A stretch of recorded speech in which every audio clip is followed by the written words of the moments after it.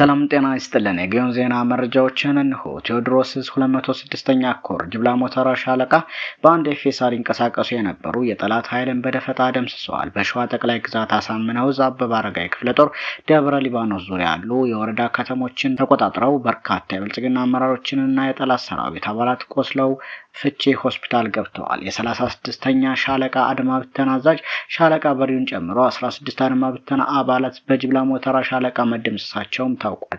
23 የአድማ ብተና አባላትን በመያዝ ከደብረ ማርቆስ ከተማ ተነስቶ ወደ ሊባኖስ ሲንቀሳቀስ በነበረው ሻለቃ በሪሁን ላይ የቦ ሲደርስ ያነጣጠረ መብረቃዊ ጥቃት የፈጸመው 206ኛ ኮር 14ኛ ክፍለ ጦር የጅብላ ሞተራ ሻለቃ አስደናቂ ጀብድ በመፈጸም አዛዡን ከነአጃቢዎች በመደምሰስ የጠላትን ቅስም ሰብረዋል። የደብረ ማርቆስ ከተማ ነዋሪዎች በጅምላ በማሰር በመደብደብ በመረሸን ዘረፋ በመፈጸም አሰቃቂ ድርጊት ይፈጽም የነበረው ሻለቃ በሪውን ጨምሮ 16 የአድማ ብተና አባላት ሲደመሰሱ 7 የሚሆኑት ከባድ ቁስለኛ በመሆን ደብረ ማርቆስ ሆስፒታል መግባታቸውም ተረጋግጧል።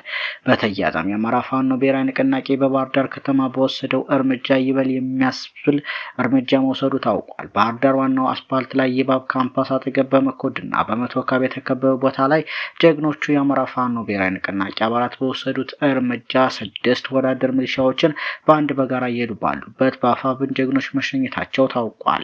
አገዛዙ ዛሬ በየቦታው አማራን የጨፈጨፉ ወዳደር ሚሊሻዎችን የገዳይ ጀግንነት ሽልማት የሚል ፕሮግራም ማዘጋጀቱ ይታወቃል። ሆኖም በባህር ዳር እርምጃ የተወሰደባቸው ከዛ ወጥተው በመንገድ ላይ እያሉ እንደሆነም ታውቋል። ይባብ ላይ ከቀኑ 11 ሰዓት ላይ ጀግኖቹ የወሰዱት እርምጃ ይበል የሚያስብለው ዋናው ምክንያት መቶ ካብና መኮድ መካከል መሆኑ ነውም ተብሏል። አፋብን አይበገረ የራሱን እድል በራሱ የሚወስን ድርጅታዊ ሰንሰለት ያለው በጅብ ጩኸት የማይፈራረስ በጠንካራ ታጋዮች የሚጠበቅ የአማራ ጋሻ መሆን ችሏል። አፋብን የጎጃም፣ የወሎ፣ የጎንደር፣ የሸዋ አንድያ የህሉና ማታገያ ጥላ ከሆነም ሰነባብቷል። ናዳም በክንንብ አታመልጠውም እንዳለው አርበኛ ዘመነ ካሴ አማራ ህልውናውን ለመጠበቅ ከመቼውም በላይ ጠንካራ አደረጃጀት ፈጥሮ እሾህን በሾህ እንዳመጣጡ እያናገራቸው ይገኛል። ሌላው ሰራዊታችን ለተከታታይ 2 ቀናት ባደረገው የተቀናጀ ኦፕሬሽን ጀግናው የራስ አርበኛ አበበ አረጋይ ክፍለ ጦር የደብረ ሊባኖስ ወረዳ 2 ከተሞችን ተቆጣጥሯል።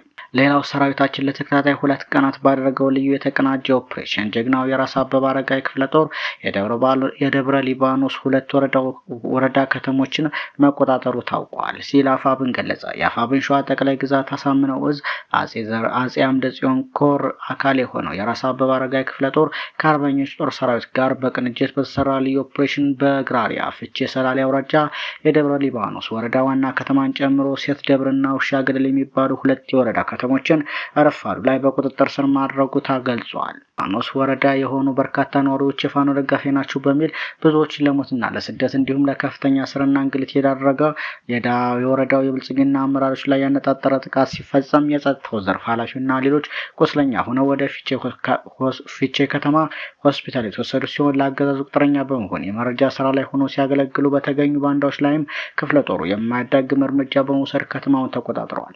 የህዝብ ልጅ የሆነው ጀግናው ሰራዊታችን ትላንት ግንቦት 29 ቀን 2018 ዓ.ም ጀምሮ እስከ ግንቦት 30 ቀን 2018 ዓ.ም ተኩለ ቀን ድረስ በሞርተርና ዙ 23 ታጅበው ከገጠመው አገዛዝ ጋር ባደረገው ልዩ ተጋድሎ ከተሞችን ሲቆጣጠር እስከ ጫጋር ከተማ ድረስ አድማሱን ባሰፋው ውጊያ ሽንፈቱን የተከናነበው የብልጽግናው የግለሰቦች ታዛዥ ዘራፊ ሰራዊት ጥምር ጦሩ ወደ ፍቼ ከተማ መፈርጠጡን ዕዙ አስታውቋል።